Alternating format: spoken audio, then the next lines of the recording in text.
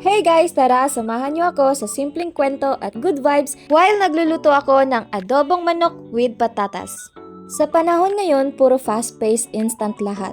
Pero may mga bagay na mas masarap kapag pinaghirapan. Katulad ng lutong bahay, simpleng adobong manok with patatas pero punong-puno ng puso. Una, dinifroze ko muna yung manok kasi gaya ng buhay, dapat handa ka muna bago sumabak.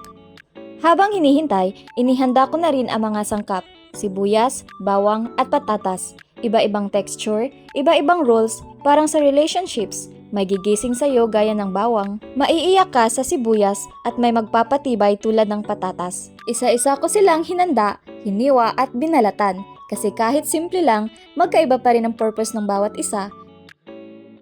At syempre, hiniwa ko na rin ang manok kasi gaya ng buhay, kailangan paghandaan mo lahat. Mula sa maliit hanggang sa pinaka-main dish at sa tamang hiwa, tamang timpla, doon lumalabas ang tunay na sarap.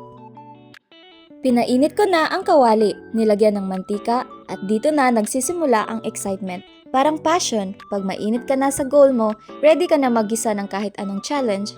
At inilagay ko na din ang sibuyas at bawang hanggang sa isinalang ko na rin ang manok.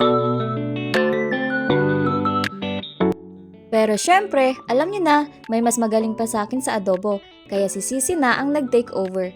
Minsan, sa buhay, dapat mong matutunang ipasa ang sandok. Di porket ikaw ang nagsimula, ikaw na rin ang tatapos. It's okay to trust someone, especially when you know they do it best. At pagkatapos ng ilang minuto, nilagay na ang patatas, hinalo-halo at syempre, tikim time muna si Sisi. Alam mong luto na kapag satisfied na siya. At ako, excited na! Wow! Adobo! Sobrang sarap, lasang may effort, may lambing at may kwento. Kaya sa lahat na nagmamadali sa buhay ngayon, paalala lang, minsan ang tunay na success hindi lang sa resulta, kundi sa sama-samang pagluluto at pagmamahal. Kaya kayo, anong comfort food niyo sa mga panahong nakakapagod ang life? Sino ang sisi niyo sa kusina yung lagi niyong takbuhan pag gusto niyong kumain ng masarap? Comment nyo naman sa baba. At kung katulad ko kayong naniniwala na sa simpleng luto pero pusong buo, don't forget to like, share, and tag someone na gusto mong ipagluto ng adobo.